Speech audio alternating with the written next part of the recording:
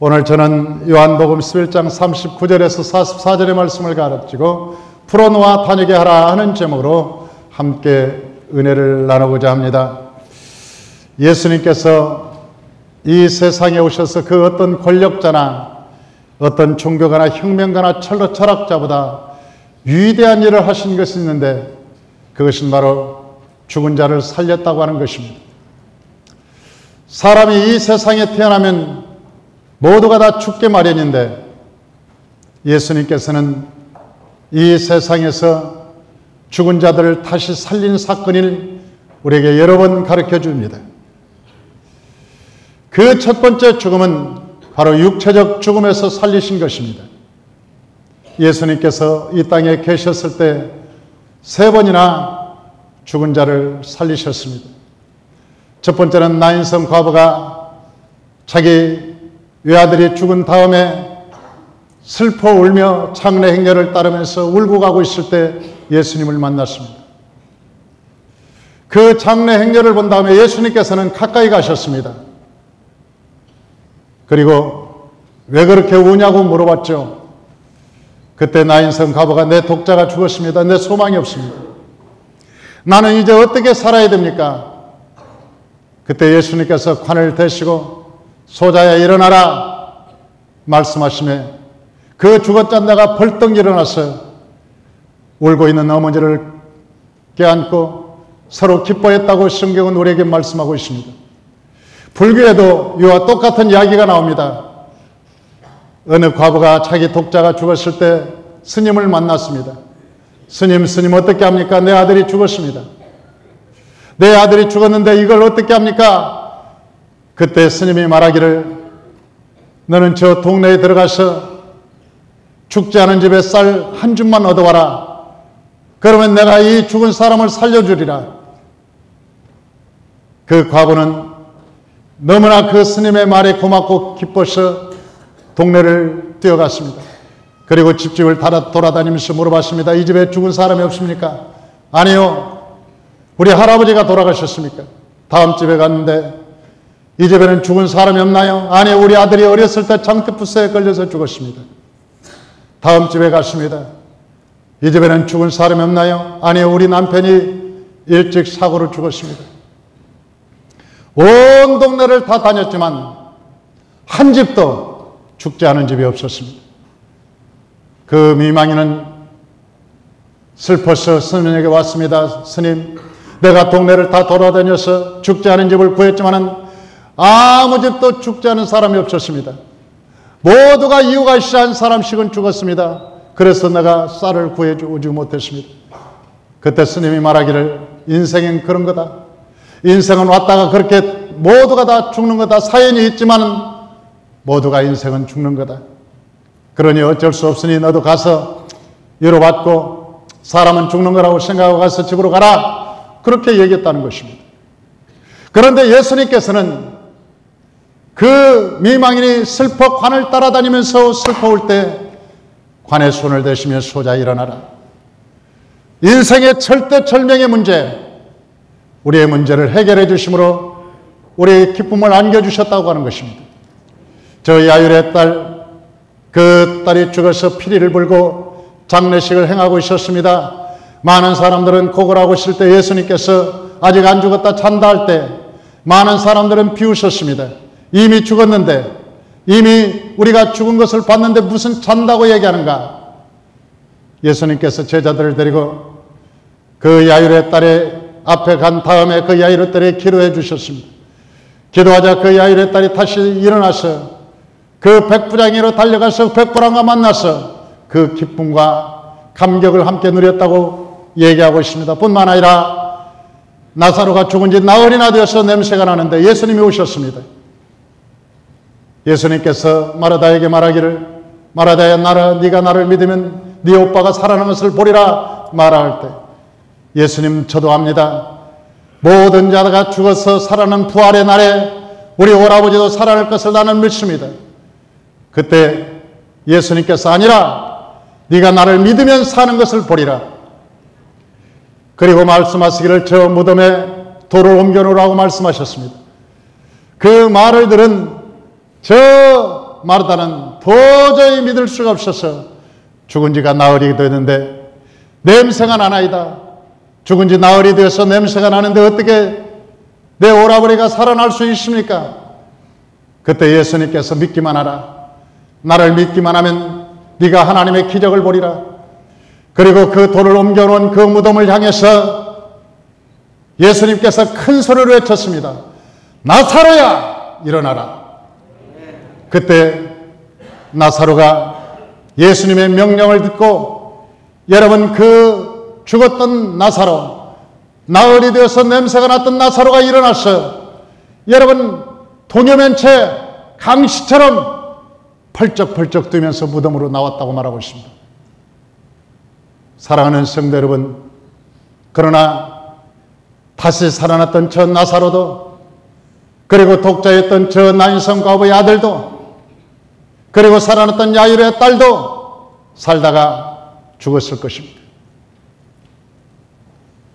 여러분, 인생이라고 하는 것은 영원히 사는 것이 아니라 육체를 가진 인간은 언젠가는 죽지만, 그러나 이 세상의 육체를 가지고 살아있는 동안 하나님께서는 우리에게 날마다 소망을 주시고 희망을 주시고 은혜를 주셔서 우리가 예수를 믿고 믿음으로 살아가도록 하나님께서 만들어 주신다는 것입니다.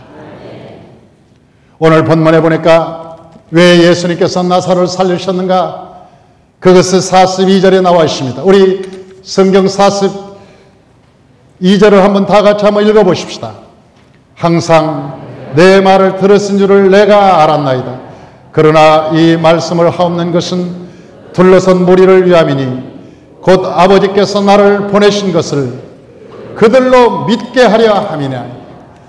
내가 이러한 것을 하는 것은 하나님, 나를 위해서 하는 것이 아닙니다. 하나님, 저들이 내가 누군가를 믿게 하려고 하는 것입니다. 하나님이 누구신가를 알게 하려 하는 것입니다. 하나님, 주님께서 나를 보내신 것은 나를 통해서 저들을 살리게 하려 하심을 저들로 알게 하려 하심이나이다. 예수님의 목적은 단순한 것이었습니다. 그것은 바로 하나님이 누군가를 알게 하는 것이고, 예수님이 누군가를 알게 하는 것이 예수님이 나사로를 살린 목적이었습니다. 인생이라고 하는 것은 언제나 육체를 가진 인생은 죽습니다. 예수님조차도 죽으셨습니다. 여러분, 예수님께서 이 세상에 성령으로 잉태했지만은 십자가에 달려 돌아가셔 죽으십니다.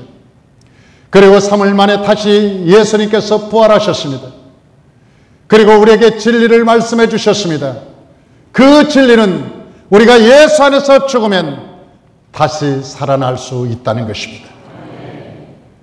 이 세상에 영원히 사는 존재는 없습니다. 이 세상에서 영원히 살 수 있는 인간은 한 사람도 없습니다. 그러나 영원히 육체를 가지고도 영원히 살 수 있는 인간은 예수 안에서 예수와 함께 죽고 예수와 함께 사는 것입니다. 예수님께서 이 세상에 오셔서 나는 섬기는 자로 오셨다고 말씀하셨습니다. 많은 사람들은 섬기는 자로 오셨다고 말씀하실 때 남의 발을 씻어주는 것을 섬기는 것으로 생각합니다. 그래서 남의 발을 씻어주는 예수님, 그것을 섬김이라고 생각합니다. 여러분, 그것이 섬김이라면 예수 믿지 않고도 얼마든지 남의 발을 씻어줄 수 있습니다. 여러분, 불교인들도 얼마든지 남의 팔을 씻어줄 수 있습니다. 여러분, 이 세상에 선하고 착하게 사는 사람도 얼마든지 남을 위해서 살 수 있고 팔을 씻어줄 수 있습니다. 예수님이 말씀하신 섬김은 여러분, 팔이나 씻는 그런 알량한 섬김이 아닙니다. 이 세상의 윤리나 도덕적인 그런 섬김이 아닙니다. 예수님이 말씀하신 섬김은 자기를 통해서 하나님의 영광이 나타나는 것입니다. 내가 영광을 받지 않고 하나님께 영광을 돌리는 것입니다. 오늘 본문에도 하나님께서 우리에게 말씀하신 것은 저 나사로를 살린 것은 내가 누군가를 알게 하는 것이 아니라 하나님이 누군가를 알게 하고 하나님을 믿게 하고 하나님께 영광을 돌리기 위함이라고 말씀하고 있습니다. 저와 여러분이 영적인 눈을 뜨게 되면 하나님이 누군지를 알게 되고 하나님을 섬기게 되고 믿음으로 살아가게 되는 것입니다. 그래서 예수님께서 이 땅에 오셔서 장례식 설교를 한 번도 한 적이 없었습니다. 여러분, 예수님께서 오셔서 장례식 설교를 하신 적이 한 번도 없으셨습니다. 예수님의 설교는 모두가 다 생명의 설교였습니다. 왜냐하면 예수 그리스도가 생명이셨기 때문에 그런 것입니다. 사랑하는 성도 여러분, 그런데 예수님께서 우리의 육체를 살린 다음에 우리가 이 땅에 사는 동안 하나님께서 어떻게 하라고 말씀하셨을까요? 그것은 바로 마르다에게 풀어놓아 다니게 하라고 말씀하셨습니다. 여러분, 우리가 이 세상에 사는 동안 저 나사로를 살려놓은 다음에 예수님께서 풀어놓아 다니게 하라 그렇게 말씀하셨어요. 만약 나사로가 살기는 살았지만 풀어놓지 않으면 날마다 강시처럼 뛰어다니다가 도로 조금 있으면 죽었을 거예요. 그러지 않았겠습니까? 이 꽁꽁 묶여서 얼굴도 묶인 채 산들 그게 무슨 살았다고 하겠습니까? 그 예수님께서 말씀하시기를 풀어놓으라는 거예요. 오늘 본문에 보니까 44절에 죽은 자가 수족을 배로 동인 채로 나오는데 그 얼굴은 수건에 쌓였더라 그렇게 얘기해요. 그 얼굴은 수건에 쌓였고 그리고 온몸은 배로 동였고 그래서 그 사람이 만약 풀어놓지 않으면 어떻게 사느냐. 여러분, 눈은 보이지 않고 수건에 쌓인 눈은 보이지 않고 온몸은 배로 꽁꽁 묶여서 이러고 살았을 거예요. 그 얼마나 살다 말겠습니까? 그게 사는 것입니까? 그렇게 사는 것이 사는 것입니까? 우리가 살았다 하나 영적으로 수건이 딱 쌓여서 영적인 눈이 가려져 있으면 여러분, 우리가 살았다 할 수 있겠습니까? 여러분, 우리가 영적인 사람이나 꽁꽁 묶여 있으면 살았다고 하나 그건 산 사람이겠습니까? 그래서 우리가 예수를 믿어서 살았으면 이제 예수를 믿고 생명을 가졌으면 풀어놓아 다니게 하라.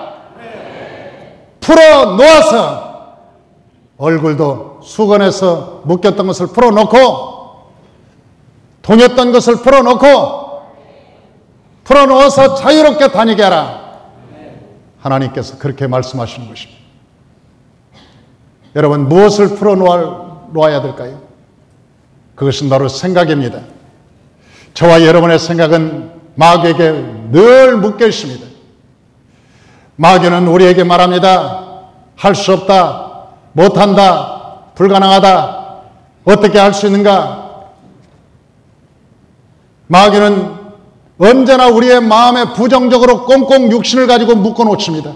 그런데 예수님께서 우리 안에 오시면 생각을 풀어놓게 말합니다. 할 수 있거든요. 무슨 말이냐? 믿는 자에게는 능치 못함이 없나니라. 할 수 있다 해보자. 한번 믿음으로 나아가보자. 하나님께서는 그 생각을 풀어놓으라는 것입니다. 우리의 생각이 묶여있는 사람은 아무것도 할 수 없습니다. 그러나 여러분, 생각이 풀어진 사람은 늘 긍정적이고 적극적이고 창조적인 사람이 됩니다. 저와 여러분의 생각이 예수 안에서 풀어지시길 주 이름으로 축원합니다. 이스라엘 백성들이 저 애굽에서 나왔습니다. 수많은 백성들이 열재함에 하나님의 기적을 보고 나왔습니다. 그리고 저 홍해수를 지나서 나왔습니다. 그런데 가데스 바네아에서 12명의 정탐꾼이 모세에게 건의를 했습니다.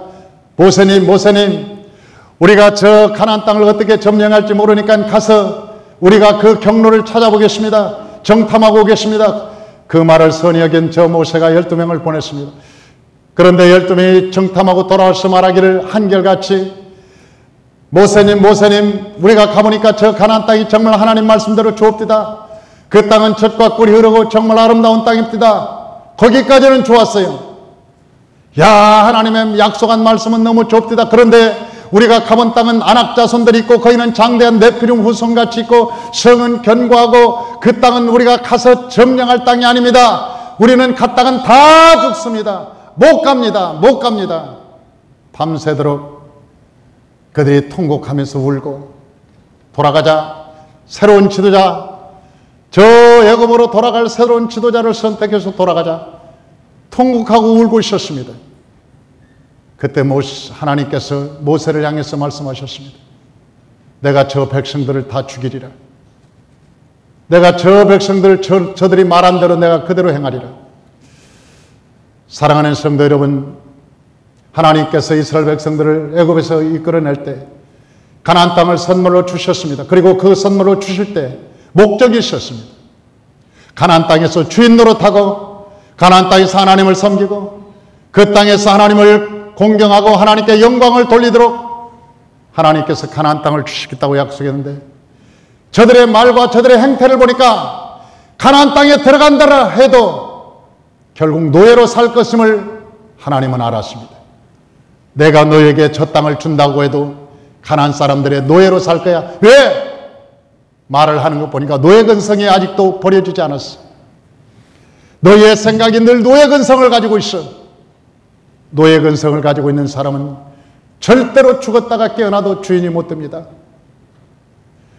우리의 생각부터 주인의식을 가져야 되는 것입니다. 우리의 생각부터 하나님의 생각을 가져야 되는 것입니다. 사울왕은 왕이 되었으나 늘 노예 근성 때문에 어린 다윗을 두려워하고 여러분 정책을 펴고 경제를 성장시키고 군사를 단단히 해야 함에도 불구하고 어린 다윗 하나를 죽이려고 10년이라고 하는 세월을 다 낭비하고 노예 근성을 버리지 못해서 늘 쫓아다니다가 인생을 허비하고 결국 망하고 말았습니다. 우리가 이 세상을 살아갈 때 여러분 육체적 근성을 버리지 못하면 하나님의 은혜를 체험할 수 없는 것입니다. 이 육체의 근성을 버리지 못하면 하나님이 주시는 축복을 온전히 누릴 수가 없는 것입니다. 저와 여러분이 생각이 바뀌어야 됩니다. 하나님의 말씀으로 바뀌어야 되는 것입니다. 하나님의 말씀이 저의 생각이 되어야 되는 것입니다. 하나님의 말씀이 저의 마음이 되어야 되는 것입니다. 저 다윗에게 너는 내 마음에 합한 자라고 약속했던 것처럼 하나님의 말씀이 우리 마음에 합해져서 하나님의 말씀이 내 마음이고 하나님의 생각이 내 생각이고 하나님의 비전이 내 비전이고 그런 것들이 우리가 하나가 될 때 하나님의 기적이 일어난다는 것입니다. 할렐루야. 두 번째는 하나님께서 불안과 두려움에 대한 묶여있는 것을 풀어놓으라고 하는 것입니다. 여러분 내일 일이 어떻게 될지 모릅니다. 그런데 사람은 환경만 조금 어려워지면 불안부터 하고 두려움부터 가집니다. 두려움이란 놈은 언제나 혼자 오지 않습니다. 불안이 오면 초조가 오고 그 다음에 불면증이 오고 두려움이 오고 그래서 우리의 인생에 여러 가지 장애물이 생기긴 하고 여러분 내일 일을 알지 못하지만은 여러분 두려움과 염려와 근심 가운데 매여서 우리가 인생을 살아갈 때가 참 많습니다. 그래서 예수님께서는 수없이 우리에게 말씀하셨어요. 두려워하지 마라, 놀라지 마라, 내가 너와 함께함이라. 내가 너를 지명하여 너는 내 것이라. 네가 불 가운데 지날지라도 불이 너를 사르지 못하고 물 가운데 지날지라도 물이 너를 침몰하지 못하리라. 내가 너를 도와주리라. 염려하지 마라. 아무것도 염려하지 마라. 모든 일에 기도와 간구로 너희 구할 것을 아리라. 그리하면 지각이 뛰어난 하나님의 평강이 너희 마음과 생각을 지켜주리라. 하나님께서는 우리에게 염려하지 말라는 말씀과 두려워하지 말라는 말씀이 수없이 쓰여져 있습니다. 여러분 왜? 두려움과 염려와 근심이 인생을 파멸하기 때문에 그렇습니다. 사람은 두려움은 원망이 나오고 염려와 근심이 생기면 불평이 나오고 짜증이 나고 우리의 마음속에 그런 게 있지 않습니까? 그래 마귀가 우리를 두려움의 사람으로 묶어놓아요. 여러분 염려와 근심의 사람으로 묶어놓습니다. 그러나 예수님께서는 오늘도 우리에게 말씀하시기를 너희는 마음에 근심하지 마라. 하나님을 믿으니 또 나를 믿으라. 아버지 집에는 거할 것이 많도다. 그렇지 않았으면 내가 너에게 이르지 않았으리라. 내가 너희를 위하여 영원한 처소를 예비하러 가노니 내가 가서 너희의 처소가 예비되면 내가 다시 와서 너희 있는 곳에 나도 함께 있게 하고 나 있는 곳에 너도 오게 하여 주리라. 하나님이 계신 곳에는 평안이 있습니다. 하나님이 계신 곳에는 형통함이 있습니다. 하나님이 계신 곳에는 하나님의 영원한 축복이 있습니다. 요셉도 하나님이 함께 하니까 그곳에 영원한 축복이 있고, 요셉도 하나님이 함께 하니까 그곳이 감옥일지라도 국무총리가 되는 길이 거기에서 나오고, 보디발의 집에 가서 노예로 갔으나 하나님이 함께 하니까 그곳에 가는 곳마다 형통함이 있었듯이, 하나님이 함께 하는 곳은 놀라운 은혜와 역사가 있는 것입니다. 우리의 일이 안 된다고요? 하나님과 나와 간격의 문제입니다. 일이 문제가 아니고 하나님과 나와의 관계의 문제입니다. 사람들은 환경을 탓합니다. 사람을 원망합니다. 그러나 성경은 우리에게 말합니다. 네가 지금도 염려하느냐, 두려워하느냐, 원망하고 불평하느냐, 거기에 네가 묶여 있느냐? 예수님께서 성령으로 이 땅에 오신 것은 이러한 것을 풀려하며 풀어놓으려 함이니라. 너희를 자유하게 하려 함이니라. 그것을 풀어놓아 다니게 하라. 묶여있지 말고 풀어놓아 다니게 하라. 저와 여러분이 이런 묶여있는 모든 삶에서 풀어놓아 다니시길 주의 이름으로 축원합니다. 우리 좌우 계신 분에게 인사합시다. 자유케서 합시다. 할렐루야. 저와 여러분이 얼마나 예수님께서 진리를 알지니 진리가 너희를 자유케 하리라. 하나님이 우리에게 자유를 주셨잖아요. 나는 잘 될 것이다. 나는 하나님이 은혜를 주실 것이다. 내게 건강함을 줄 것이다. 나는 127세까지 살 것이다.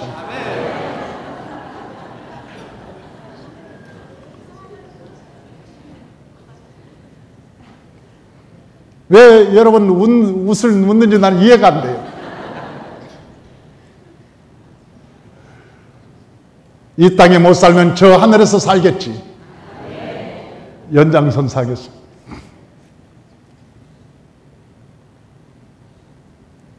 아, 나 몸이 아파, 힘들어, 그러는 순간 온 몸이 여기저기 욱신거리고 아프고 온갖 힘이 빠지고, 야, 내가 힘들어, 그러는 순간 온 육체의 힘이 다 빠지고 중추신경에서 주인이 힘들단다,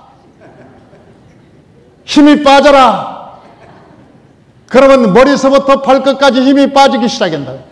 그러나 내가 입술로 내 힘이 난다, 나는 청춘같이 힘이 난다, 할렐루야. 그러면 60개 전화되는 모든 세포가 주인의 말을 듣고, 야, 주인이 힘이 난다고 말한다, 힘날 준비를 해라, 빨리 힘이 나, 물 한 컵을 먹어도 힘을 내라. 그러면서 모든 세포에게 여러분 전달해 주므로 우리 모든 삶에 활력이 넘치고 힘이 나고 건강해지고 하나님의 역사가 일어난다고요. 할 수 있다고 생각하는 사람에게 기적이 일어납니다. 좋은 일이 일어난다고 말하는 사람에게 좋은 일이 일어나는 것입니다. 하나님의 기적이 일어난다고 하는 사람에게 기적이 일어나고, 하나님의 축복은 내 것이라고 말하는 사람에게 그 사람이 축복을 받습니다. 저와 여러분이 이 매에 있어서 그 말조차도 못하는 사람이 있어요. 그 말조차도 마귀가 입을 꼭 묶어 있어서, 그래서 아멘도 안 나와. 다른 사람은 아멘 그런데 묶여 있어. 여러분, 그 입조차 묶여 있다고요. 아멘을 못해요. 마지막으로 하나님께서는 행함에 묶여 있는 자들 하나님께서 풀어 놓아 다니게라고 말하고 있습니다. 사랑하는 성도 여러분, 행하지 못하는 것은 오늘 본문의 말씀을 보니까 영혼 없는 영혼 없는 몸이 죽음같이 행함이 없는 믿음은 죽은 것이니라. 여러분, 우리의 육체가 멀쩡해도 영혼이 떠나버리면 죽은 것 같이 우리의 신앙이 멀쩡한 것 같으나 행함이 없으면 죽은 것이라고 말씀하고 있는 것입니다. 그래서 신앙의 반응은 믿음이라고 얘기하는 것입니다.